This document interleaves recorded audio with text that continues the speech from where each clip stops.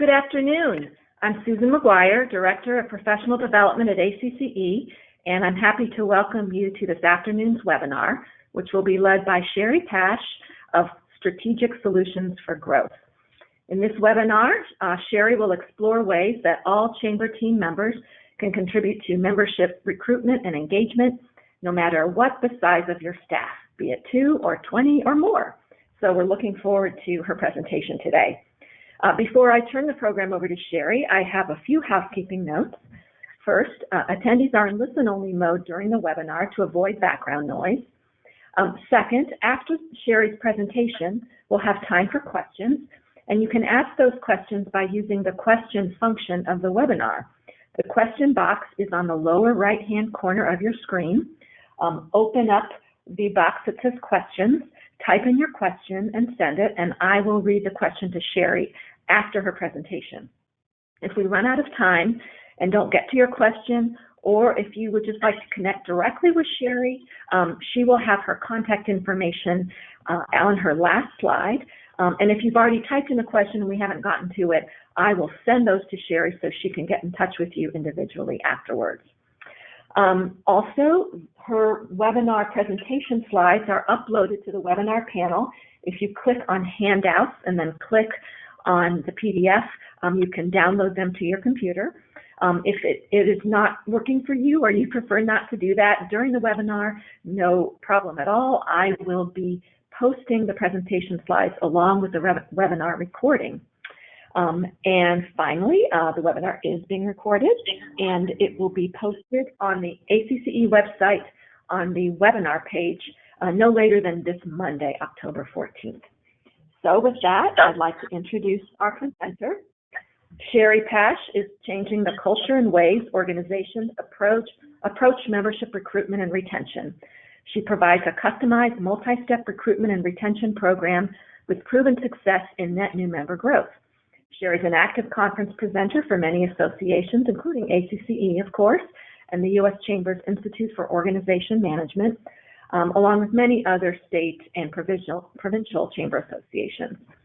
Prior to starting Strategic Solutions for Growth in 2010, Sherry built her career at Michigan State University, the Kellogg Center, managing and working with the association market for over 20 years, and also as Vice President of Sales for the Greater Lansing Convention and Visitors Bureau.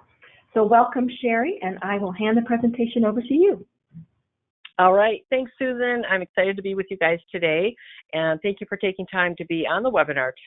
And this is a topic that's a lot of clients have really asked, how does our whole staff really have an impact with membership? Because it's everybody's role, as we know. Some of you may have a membership services person or recruitment person. However, how does everybody on the team make a difference? And I know on the webinar today, we've got chambers that have 1 or 2 people for staff, some that have large staff. So I'm hoping that everybody can pull out just a little nugget that you can enhance some things you're doing, or maybe even a new idea or concept that you might implement. So as we go through, like Susan said, be sure to type in a question that we can tackle at the end of the session, and we'll kick in. I'm going to try to just add a lot of different concepts in here so that hopefully, again, something will resonate with each of you. Because when we look at it, really, how does each staff play a role in welcoming those renewing members to your chamber? What is the active role that each can play? We're going to kind of dive into that a little bit further here. So as we look at this, everyone at your chamber can play a role, right? How do we make sure it's relevant, strategic, and really has an impact, so that we're not just saying, here's a list of new members, give them a call? How do we have strategies that really make that kind of the value for the chamber and the value for the member or the new member or renewing member? And even throughout the year, how does our every team member, and team members can also be volunteers, right? Because some of you, again, have very small staff and you really depend on your volunteers. So let's, again, make this interchangeable, that it's staff or volunteers when we talk about your chamber team. So again, these are things that would be great for us to be able to talk with our teams about, and even by member type or member segment. Do your staff and volunteers kind of know this information, have this information, and more importantly, is this documented on the member's record? Why they're investing with the chamber? Why members? Why different member segments invest with the chamber? Can your staff find that information out for a certain company or for member segments? That old ROI, return on investment. We know that's really important. We hear the value on investment. I like to combine this with the what's relevant, kind of almost the relevance of their investment. What's going to make that investment relevant? And do we know that? And do our staff and our volunteers understand, again, what's really relevant to these members? We've been using that word for years now on relevancy of chambers, but it's really important that we understand that for each of our members, or at least member segments and types if you have a large member pool. The connectivity. How can your staff or your teams help connect members with the key relationships that will make a difference in their business, in their company? It doesn't have to be just clients and customers. It can be community relations, things like that. Those with the government relations and stuff. Connectivity is a really key word for us. And I think that's a way that a lot of your team could get involved. And then the challenges that your member segments or member companies are having, and how can your team be a help to them? How can they add value there? So that process of sitting down and really looking at, when we bring our team together as staff meetings or volunteer meetings, do we have these conversations and really talk and educate the full team on what these value points are for members and for renewing members? So that member knowledge is really important, that everybody understands that. Something else to think about is kind of that member engagement strategy. I know probably each of you, even on the webinar today, are saying, how we want our member engagement to increase. Every chamber I talk to at conferences, all the chambers I work with, the same thing always. We want more engagement with our members. So I always say, as a staff, or as a team, as a board, ambassadors, whoever you have as your team, let's sit down and talk about how would we like the engagement with our members to change? Because so often we all want more engagement, but what does that really mean, right? And then we have to know, are we successful with that? So we have to really take a look and see, what is it we want? How do we measure if we're seeing more of that engagement? So if you stop and think about it and take a note right now, if you could increase member engagement, how do you want engagement to? We can't just count on attendance, can we? We've got the Horizon report that even says in the belonging and gathering, we have to be showing value and measure engagement beyond ribbon cuttings and events. So again, how do you make sure your engagement with members is changing, but what do you want? What's your strategy to make that change? So is it more involvement and more connectivity with your social media, more clicks on your newsletter? What does engagement look like? More support for initiatives that your chamber is doing, for bills that you're, or policy work that you're working on. So again, just know what it is for your chamber size, your culture, and your community. You want more engagement? What does that look like? Great staff or team exercise to do together. And that's one way I feel like that brings your whole team into engagement, because everyone on the team has a job to do, right? Everybody's busy, and they always think that member engagement is going to be taken care of by somebody else. So this is a great way to bring everybody back together and have everybody talk about, what does that mean for us and how do we see that increase? So same thing, this is another really great way that we can talk about what's the value and the relevance of each of your staff or departments. Again, some of you may not have staff or departments, but for those of you that do, for each of these areas, what do they offer? What do they contribute? How does the work that they do impact these different member segments? So again, this could be a really good session to hold with your staff.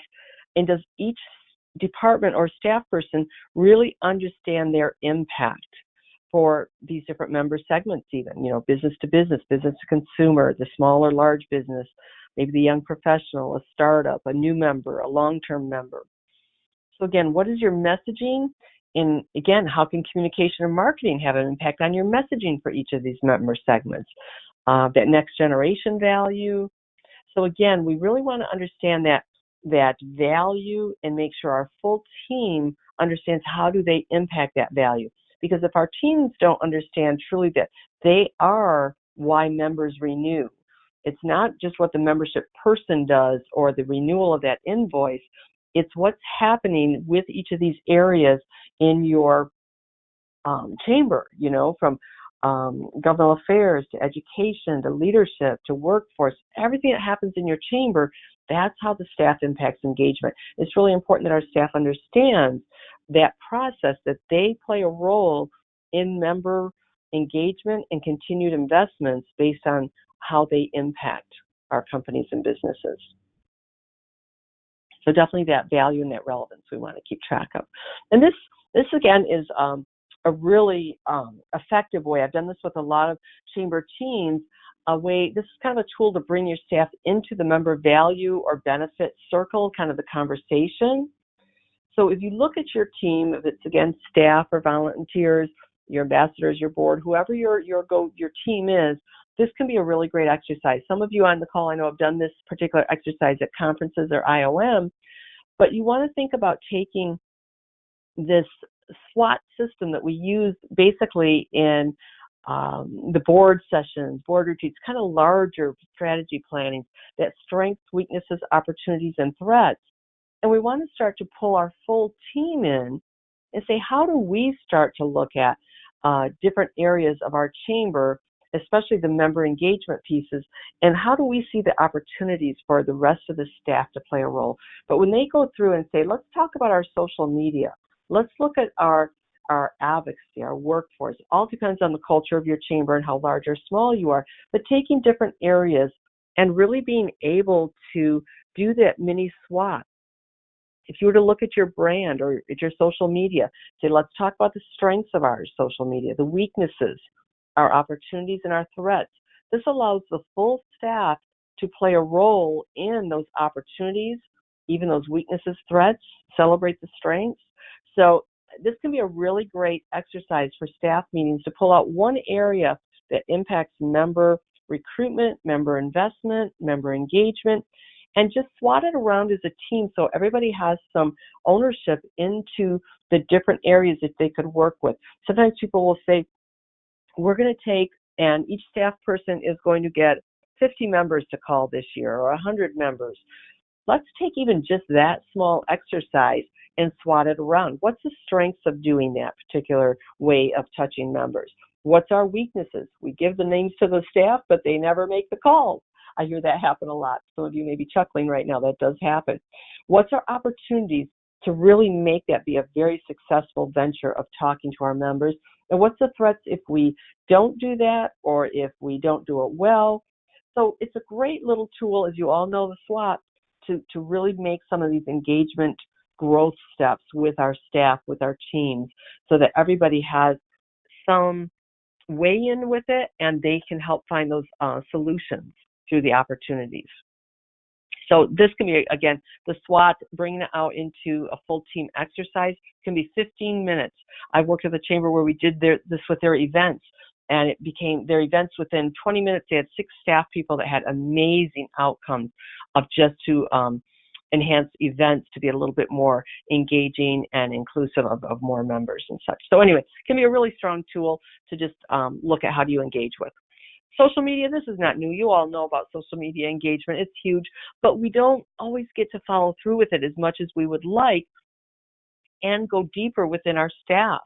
So when you think about how do we connect with those passive members, those members that send that check-in every year, but we don't ever really see them at an event, we don't get returned phone calls, we don't get the email replies.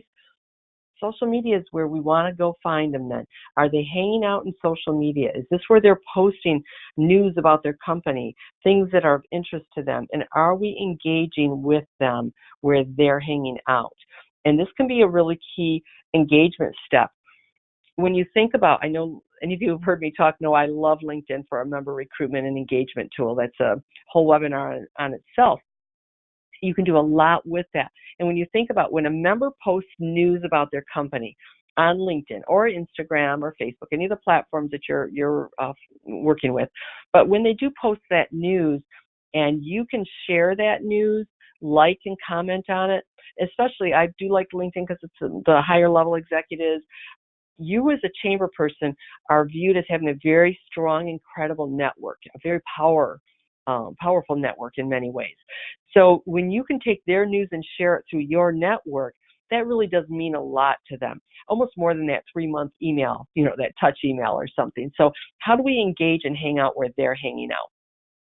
And a lot of times we go, we just don't have time.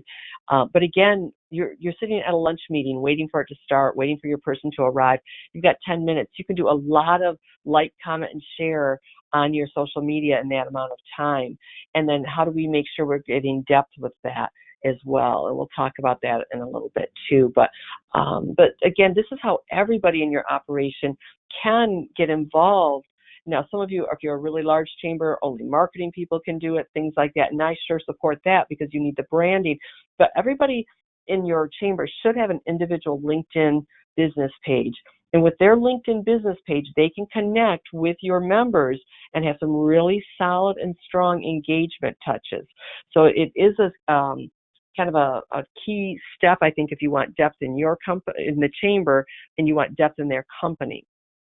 Because again, you can connect all your different staff members or volunteers, connect with their counterparts within these companies, and I see a lot of different engagement. I feel social media is just such a strong communication tool for us, and it's finding where are your passive members hanging out, where are the members that you want to be really engaging with more, where are they hanging out, which platforms, and make sure that you're hanging out there as well, and that all of your team is effectively and relevantly hanging out in some of those same areas. Okay, and I know that's a big animal right there. Again, branding, protocols, things like that. But somewhere putting together a social media engagement plan is really critical because that is where some of your members are hanging out. We know they're not at your events. Maybe 20 or 30% of your members are coming to those monthly events. Signature events, definitely more. Some of you may be having more, and that's great success. We want them at the events, but they're not coming all the time. We know that. So how do we get that social media engagement? It's digital networking versus walking in the room networking. So we definitely want to make sure we're putting that in part of our plan. Okay, another really kind of an easy fix for some of this is our data and how do we use our data. So in order to be really relational with our members, we have to know that member. And you have large amounts of you have huge member rosters. We can't know every member and remember the key value points for them, key relationship steps, or points you've gathered. So we've got to make sure that we're documenting this information. Data is how do we get each and every staff member to input those touches and conversations so that you can really be strategic in conversations. We want to make sure that all of your team is continuing the conversations you're having with members. And this is a really kind of an important area that everybody can play a role in on your staff. If you have a data management system, some of the name brands are, the Growth Zone Chamber Masters, the web links, the event banks, and I know I'm mentioning some and not others, but just data software systems that you have. This is a key step for everyone on your staff to have an impact with member engagement. And usually at conferences when I ask this question, this is the one that's least used because it's hard to get everyone on staff to use this. Some of you may be right now kind of nodding your heads. Membership people might use it. 1 or 2 people might use it. But all of those really great conversations and value points that all of your team is learning about are being parked up in their head and not in that member record for everybody to use. And that's I feel this is one of the strongest things that all staff can play a role in member engagement and recruitment is simply documenting conversations, value conversations that are happening with our members. And one way to do this is to put it as part of the annual evaluation for your staff members at the end of the year that they are measured on success and compliance and entering data into your software system because we're human and what we're measured for success with is what we make sure we do. So it's really important that piece continues on. So this is another area. So talking about the maximizing that software, your full team definitely can help. They can gather facts and trends in these records. But when you think about this is a really easy way. Some of you that have maybe a governmental affairs person or someone who works on advocacy, some really great conversations are happening with these members, with the staff people, and it doesn't get documented so often because people they feel they don't have the time to go back and put this in. Almost all of the major software systems have that blind copy feature where you can get the blind copy address. I can't go into a lot of detail here, but basically when your staff is summarizing a conversation they have with a member in an email, that blind copy can go straight into that member's record without them having to re-enter that data in. So if you have questions on that, either email me directly or even ask your software company. But that's a really easy way. I have some really large state chambers I work with, and this is how they're beginning to really capture key member engagement conversations. Even if you're a 1 or 2 person chamber, this is even more important that you capture this information so that it's sustainable, because you don't have time to rebuild each relationship, have those conversations. We want to capture it all right from the start. Things like even how you can all play a role. If you were to get, as a new member joins, you get the fiscal year their business runs on. When you go to sell a sponsorship or an advertising, you know when their new money's starting because you can run those reports. So there's so many different data fields that can help you in all of your team. So helping all of your team to really understand how best to use the software and how it can truly make a difference in engagement and recruitment. I just feel strongly that without data, it's hard for you to be strategic. It's hard for you to be relevant. And all of your staff, all of your volunteers, they're the ones talking to members. So it's really critical we capture what's happening, what's being discussed, what value points can you work from. And that's why I get really passionate about this part, because it really is a key step for engagement for everybody. And all the work your staff is doing, let's capture that. Let's capture that on the member's record. Okay, so some of the things too that these are kind of things that your members can be talking, or your staff can be talking about with your members, and making sure we're capturing this, right? Just in conversation, what's the chamber's role in this member's success? How do they view that? What's the best way to communicate with this company or this member? How do you get info?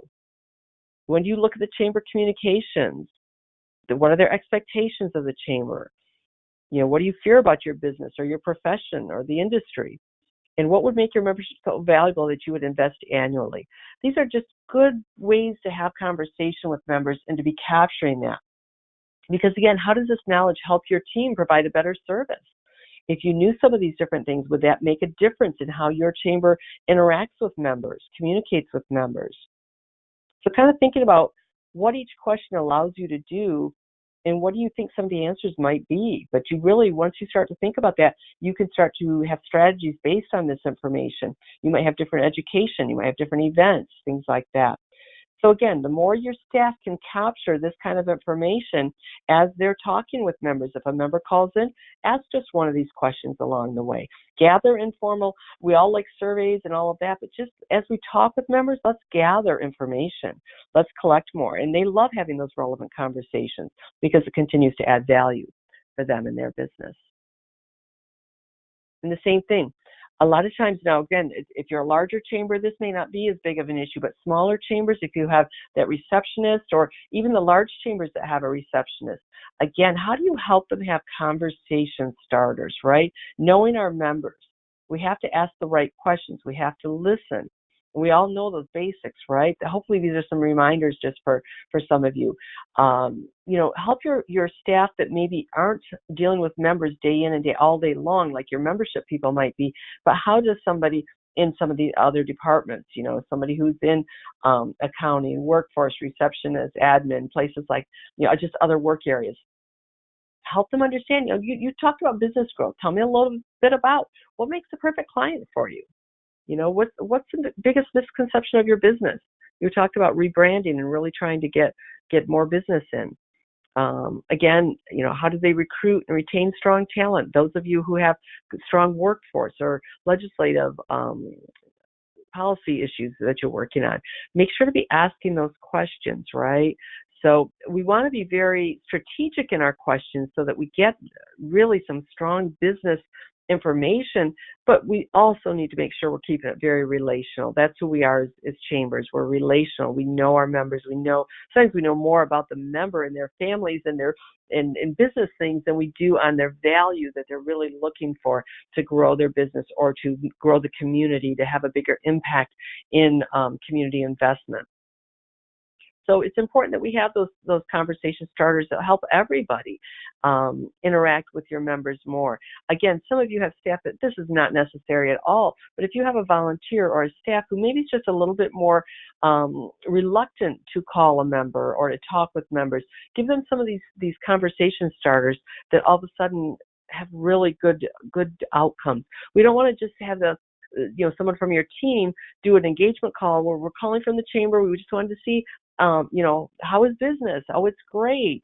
Anything more the chamber can do for you? No, we're good. Because we know a general question gets a general answer. When you ask a specific question, you can solve a problem. So we want to make sure that your team is ready to have very specific conversations with members, not just general, how are you type questions or conversations. Okay, so again, have to have these tools ready for your team so it makes them easier. Kind of when that prospect walks through the door, even what if who takes that company or that member when they walk in, or that prospect, who's going to help them? Does the staff spring into action, and do they have some of these conversation pieces that they can really ask in-depth questions of? That's a really I think a really relevant way for your staff to feel like they're adding value is to really have value conversations. So again, strategy, relationship, all really important in this.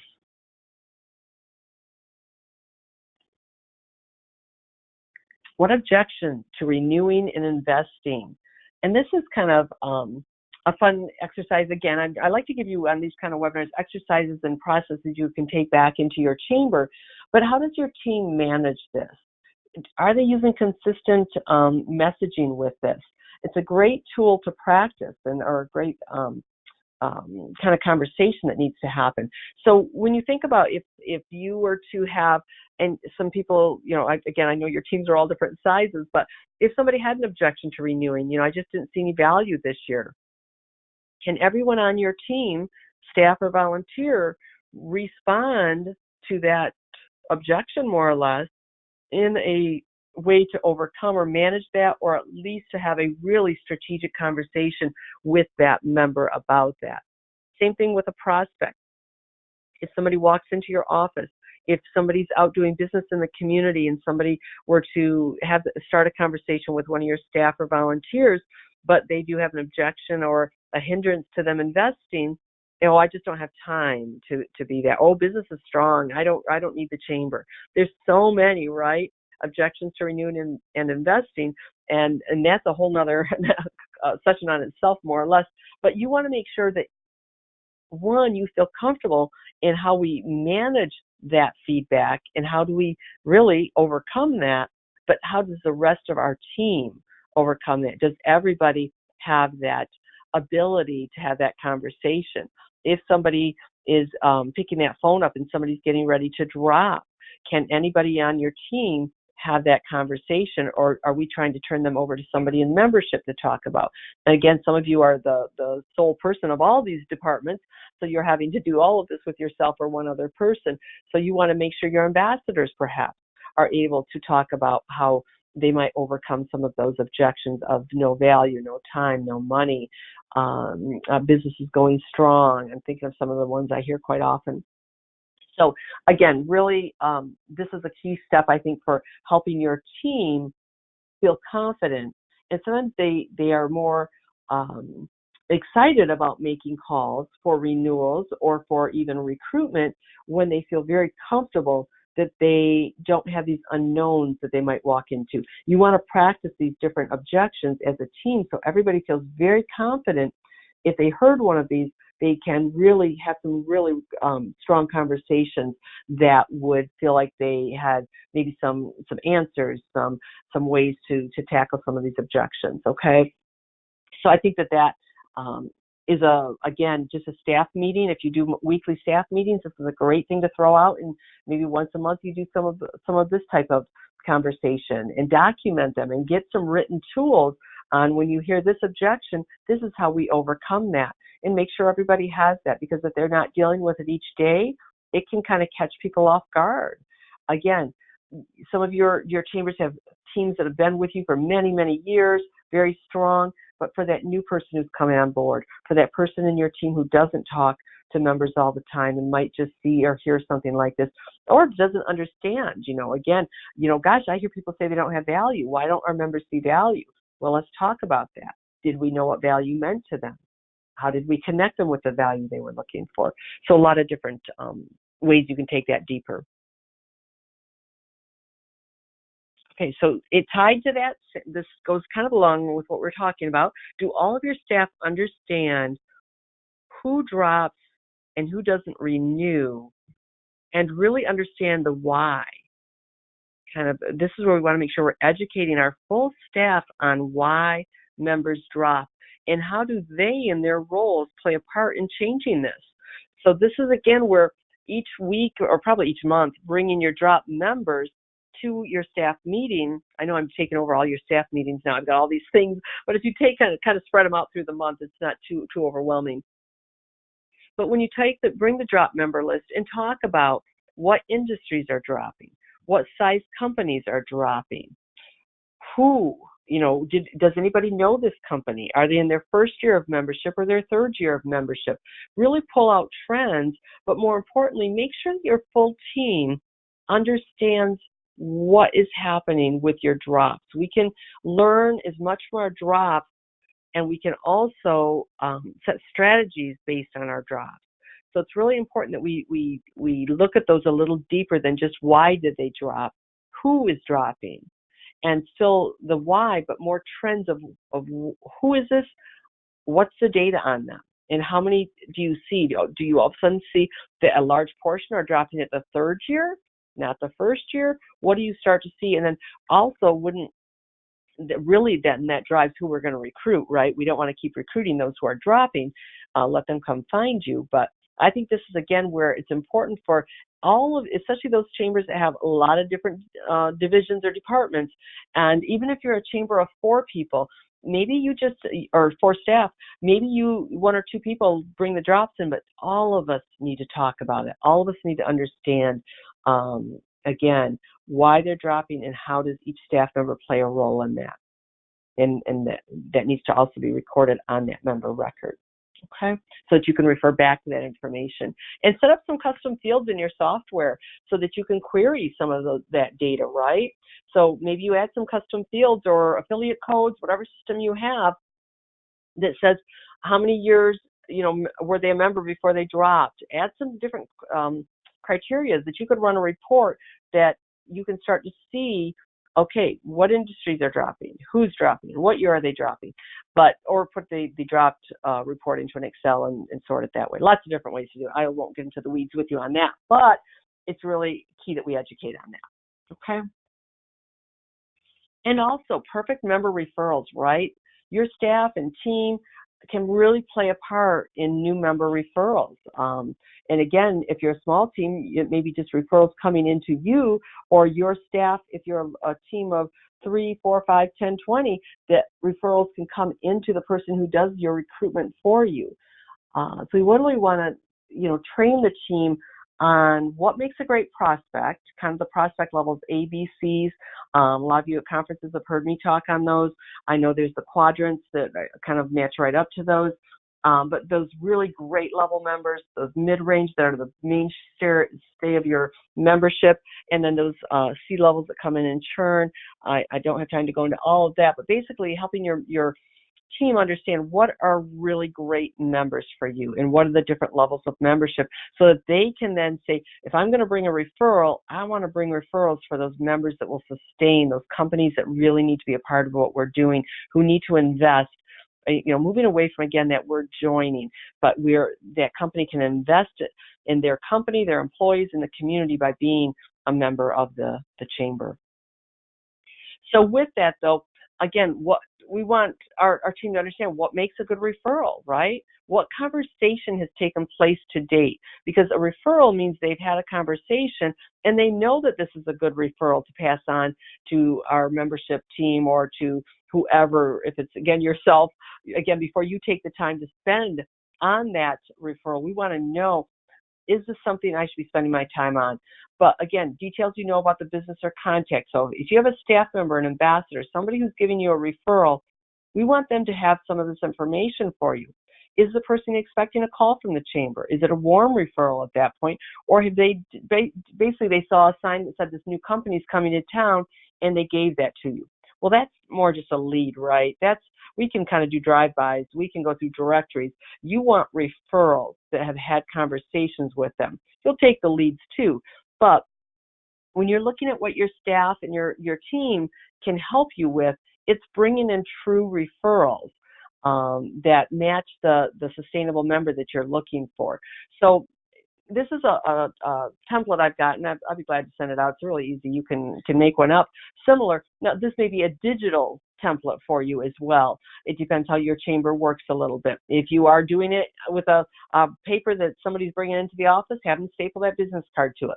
But digitally, you may just have this be a type of form that somebody can quickly email to you, especially if someone on staff.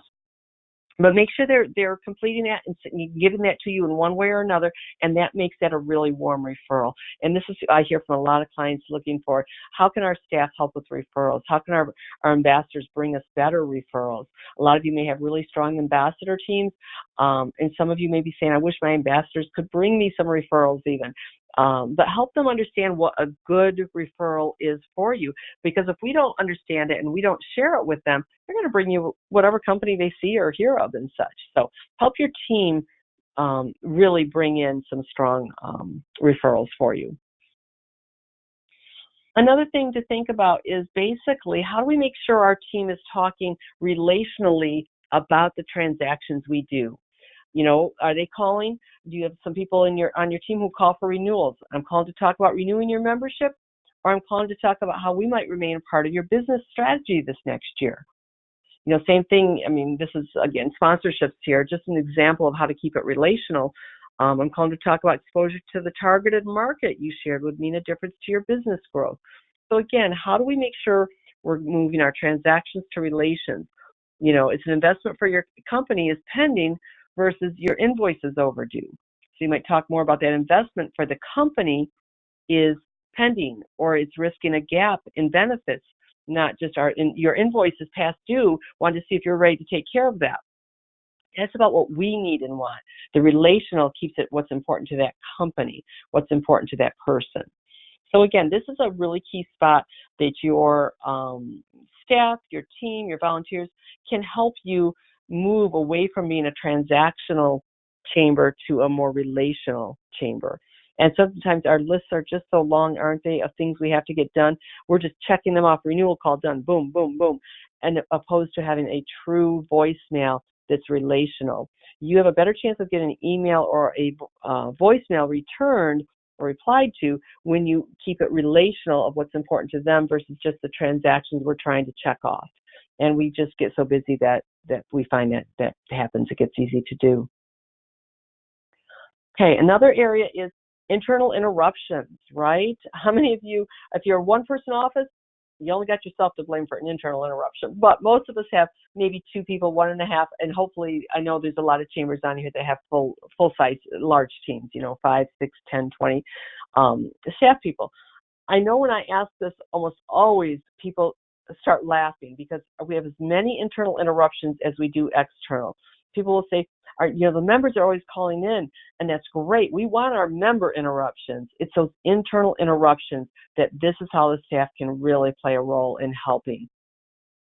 When we think about, what is that critical time that the membership people, your marketing people, everyone has deadlines for certain types of work.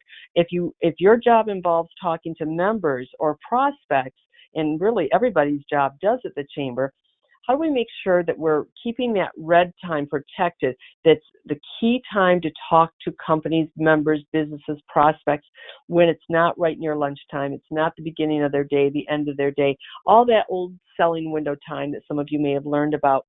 But making sure that those internal interruptions are not happening during critical work time, that you're keeping your staff meetings, that you're keeping your questions for each other to that half hour before lunch, half hour after lunch. Again, that last half hour, an hour of the day, the start of the day, and use the meat of the day for true membership work. And membership work can be the advocacy work that's happening. Whatever it is, keep it to true face-to-face, phone time. Some of you in marketing have deadlines, communication deadlines. So whatever that key work has to be done, it's usually in the meat of the day.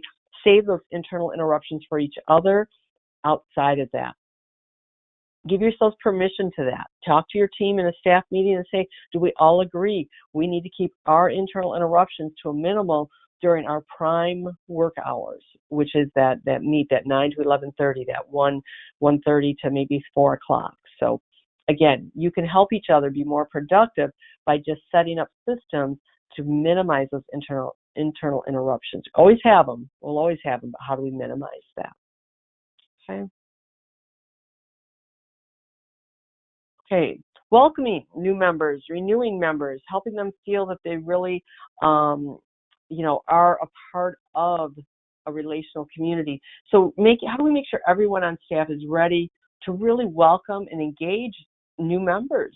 And I say new, but I also say renewing, because you have more renewing members than you do new members throughout the year. So again, how does the full staff play a role in this? How do they meet the full staff in the volunteer leadership and things like that? So one idea, and there's one of the chambers here in Michigan that I am a part of, each Monday meeting they list their new members. And actually, they introduce those new members to the staff, talk about the new members, who it is, what it is. And I'm sure many of you on the webinar are also doing that. But maybe at that point, all staff could link in with those new members and position to position. We mentioned this a little bit ago, but think about if when that new member or that renewing member all of a sudden gets a lot of attention from chamber staff. They're asking to be connected to them on LinkedIn or other social media platforms, whichever is appropriate. But when you think about growing the depth, we talked about this, and I just know it's very important because all of us talk about how do we get more depth in that company. So if our main contact leaves, we still have relationships. Well, with your depth of chamber, you want the same thing. We don't want just one staff person to have the relationship with members.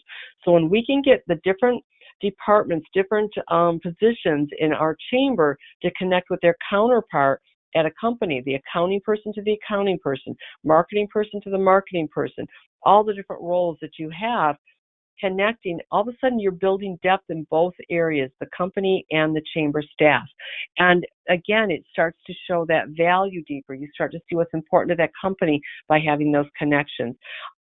So again, I think that that's a way that people always talk, how do we get more of our staff involved with new member onboarding? And there's a lot of different ways that they can do that.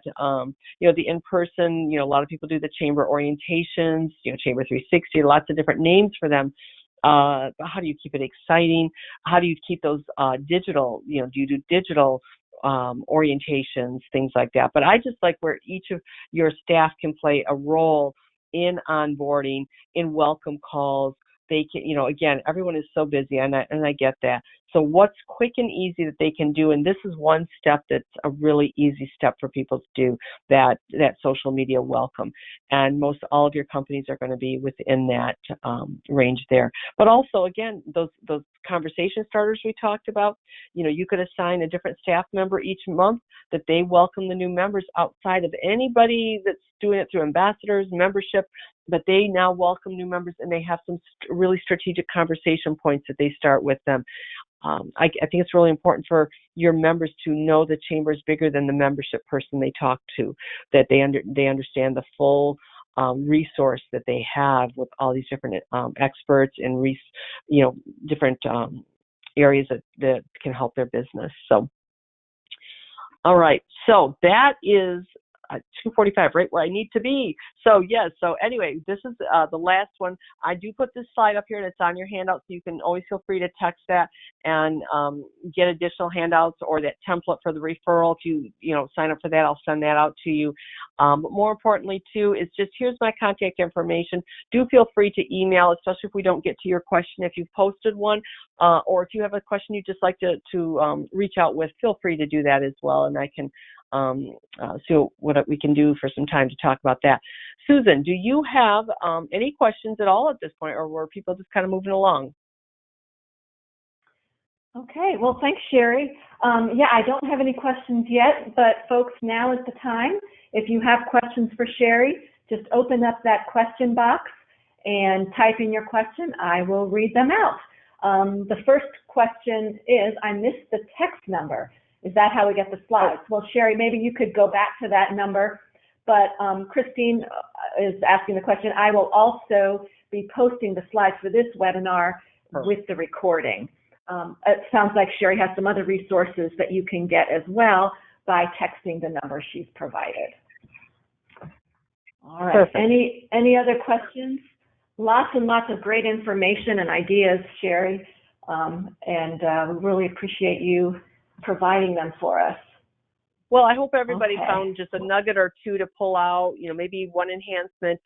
It's a big topic. How do we pull all staff in? And hopefully you found just something that you gave up 45 minutes of your day, and I really hope I added some value to that day. So thanks, everybody. Yeah. Well, we do have a few questions come in. So let me see. What do you think about sending a marketing tools box to other local chambers, associations to help market an event? As far as like if you've got flyers, things like that for your events that you're doing, definitely the more you can spread the word. Is that what they're asking, you think? Okay. Yeah, I think that's what it means. If you've got events that you're trying to promote, definitely reach out to areas where your members aren't, you want non-members coming to those events as well, but your members are also diversified and they're going to other areas. But I think it's definitely, it can't hurt to promote your event through some of these other organizations and such. And again, event attendance is just a struggle right now. So really, I definitely look to see what you're offering. Is it training, education? That's such hot topics right now, and leadership and all. But definitely marketing, sending out your marketing toolkits for your different events. Definitely, this doesn't take much time. So as much as you can spread the word about your events and get them posted on other event calendars, get them posted on other websites, definitely can help your case altogether, because some people may not even know to go look at the chamber. How many times I hear when I'm at conferences or with clients where they say, yeah, until I worked at the chamber, I had no idea what the chamber was. So the more we can spread the word about the chamber and events through, but also make sure you're spreading other news about the chamber so people don't view you as only an events organization. That's where they say, I don't have time and I don't see value. So make sure that the same places you send those event marketing things, send some other news to them at times to also promote. Okay. That helps. Sherry, have you seen chambers with success in exit interviews of members? Well, yeah, everybody talks about this too. How do we get more of that conversation? And, I love when you can have that just conversation with somebody. Yeah, the exit interview, more or less. And so it's intriguing that member to want to give you that couple minutes to have conversation. Why do making sure they don't feel like you're just going to try to resell them on membership, but more on what you can learn from them. What trends can you start to gather, and how can we be a better resource to our community? I just want to pick your brain for a few minutes. Something like that, or that survey through Constant Contact or SurveyMonkey where it's 2 or 3 questions and you can get some really the strong, relevant information. But yes, I highly recommend sending either the survey or truly just trying to get that conversation scheduled by phone or in person with that company, especially if they're companies that really shouldn't be dropping. They're at that dues amount or that value point that they should see value in the chamber. we definitely want to talk with them. We want to know why they're leaving, and it is tough to get that conversation going. And again, on level what level it is, if it's a large company, having a board member get involved and have that exit conversation can also help. But normally it's a small businesses, and we want to know why didn't they see relevance? Did they even understand the true value of their investment, and did they know they invested versus joined? So I hope that answered the question, but I'm a supporter of conversation after they drop. Sherry, there's a kind of a related question about general member surveys. Do you think they help, and do you recommend open-ended questions on surveys? Yeah, good questions. I'm just working with a client right now on a survey like that. If they're short and sweet, I think you can get some results. You just want to be sure you're not getting results from the same people that come to all your events. You're not hearing anything from those passive members. So you've got to really decide, what is it you're really hoping to accomplish with this survey? Why are we surveying? Are we going to change what we do based on that? And I do like having either some multiple choice questions, a couple open-ended questions where they can share their thoughts, and then some of those where the yes and no's. But again, you don't want too many questions, because you think about what comes into your email inbox every day, and I know I have the best intentions of filling out a survey, and when I first open it, if it's too long, I just can't do it. So keep it short and sweet. Maybe a fact gathering question or two, you want their thoughts and feedback on a couple, and a multiple choice is good too, because people may not have time to give you their thoughts, but if I can choose a couple thoughts that you've populated already, that can be helpful. But I really look at, why are you doing the survey? What are you really looking to change or grow or do differently based on the survey? Are you doing a big strategic session? You want to know where you need to take the chamber as a whole? Are you looking to find out what's important to your members as far as education and training? Don't try to do too much with one survey, would be my recommendation. Okay. Yeah, that's great info. So here's a question: what is the best answer for I already have too much business? And she's thinking of how to sell the intangible benefits of chamber membership, a strategy for that, such as advocacy and other roles that the chamber fills, and getting investors to participate in that. Yeah, and so she's saying anyway, basically, my business is doing so. Yeah, business is going so well, I don't need your events, I don't need networking, I don't need that. So you're exactly right. Focus on the mission of what the chamber is doing, saying as you're doing so well, your workforce is going to be very important to continue that success. Let me tell you about the things we're doing to ensure that next generation, the mission, the workforce, the advocacy, right? If minimum wage went up or sick leave happened, all these different issues that are out there in different states. But right, talk about those things. Stroke their ego a little bit. You've taken your small business into a very strong business. We would love to have you as a leader in your industry now, be a part of the chamber, to be able to be a role model, to be able to show others how they can grow their company the way you did. So kind of go both ways, the mission as well as how they could be a real mentor now, how they could be a real leader. And obviously with the growth you've had, you want to be viewed as a real leader in our community. And so being a part of the chamber, but use the word invest with them, definitely not joining. They're past that. They're successful now. So we got to be careful with it, but use it both ways. But you're right on target. Exactly. Now you've got to show them it's not that they're joining they're not joining, they're investing. It's not to grow their business. It's to ensure the community stays healthy. More people want to live in the community, more small businesses open, and the quality of life is so strong that people want to live there and work at this person's company. Okay. Sherry, are there any unique strategies you're using to recruit young professionals or young business owners? Yeah, and that's actually a huge session I'm creating for next year. So I'm hoping to send that to Susan for sales training. But right, all the things that have happened in society over the last 30 or 40 years, and now this younger generation, especially with the digital, we know that more than ever they need that face-to-face connection. They just want to know they're making a difference. They're helping, they're being invited and asked, and they're a player at the table, more or less. So I think what it is it's one, we've got to show the value, but we have to understand what their value is. Someone who's running an IT company, a young person, what are they really looking for? So one, we have to have the conversations, because it does change from community to community to a point, but it's all still pretty overlapping. So I think one, it's not talking to them about joining, talking to them about making a difference. Do you want to be a part of the new footprint for our community? How do we help other young entrepreneurs grow? This is what I'm finding, at least with the clients I'm working with, is that it is a different conversation than you would be having with a company that's more established. You've got the baby boomer you're working with, but they want to meet differently too. They don't want to show up at the banquet room with a round table. They definitely want to have a meetup type group at the pub where they can have relevant conversations. You see the YP groups all over the place, and it's really, how do you talk about value? That value to them is very different than networking value. Their value is a whole different type of an event. It's hands-on. It's making the difference. I don't know if that's helping or not. It's very general, because it is a very it's almost specific to the type of young professionals you're talking about, by industry, by your community, what's offered in your community already. But they do want to be a part of things. I mean, and we know that that's has the hierarchy of needs, right? Maslow's hierarchy of needs. People need to be a part of something.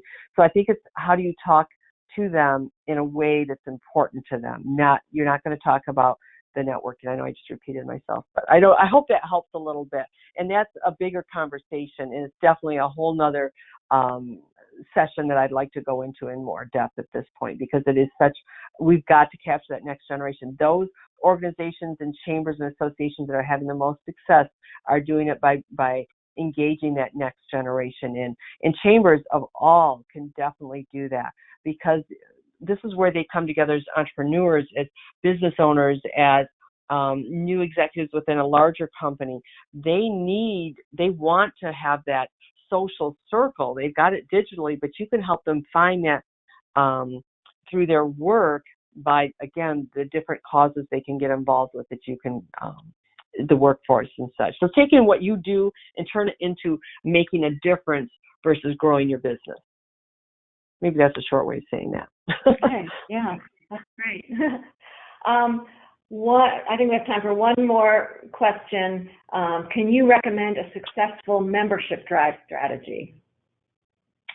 Well, membership drives are not my favorite. It depends all on how it's done. If it's a drive or a campaign, they're different. But I truly, and it depends. I don't know for the chamber that asked the question, are they a small staff or a larger staff? I truly believe in really looking at who do we want as a member or an investor, what companies need to be a part of our community's growth, and strategically putting together an approach to talk with them and really educate and recruit more one-on-one. Now, if you're a really small chamber, you don't have that ability, then you may need to do a drive where you bring ambassadors in to help and such. But I just love strategic, relevant membership growth, which is more relational, one-on-one. So often in a drive or a campaign, we bring in anybody, and it's more peer pressure joining. And unless there's a really strong onboarding strategy, we know so many of those members are going to fall off. So again, if you're doing a drive just to bring the numbers in, it's what are we going to do now that they're in to truly show that value, and who's bringing them in? Is the staff bringing them in, or is it a volunteer group bringing them in? There's a pros and cons. There's a time and a place for them, but I truly believe for sustainable membership growth, it's having those strategy conversations and showing the value company by company. So if you want to bring in 100 members at one time, that's kind of, in my way, fundraising. Where you bring a lot of money in, but you've got to be able to onboard them. I've worked with so many chambers that have done that type of strategy, and there was a time and a place when it's good for them, but now they're dealing with all the fall off from it. So again, I hate to say bad about a different strategy, but for me, I just don't. I like the strategic approach. Right. Okay. Well, it's just about time to wrap up. If we didn't get to your questions, we will get in touch directly, so no worries about that. Thank you, everyone, for participating, and for asking your great questions. We really appreciate it.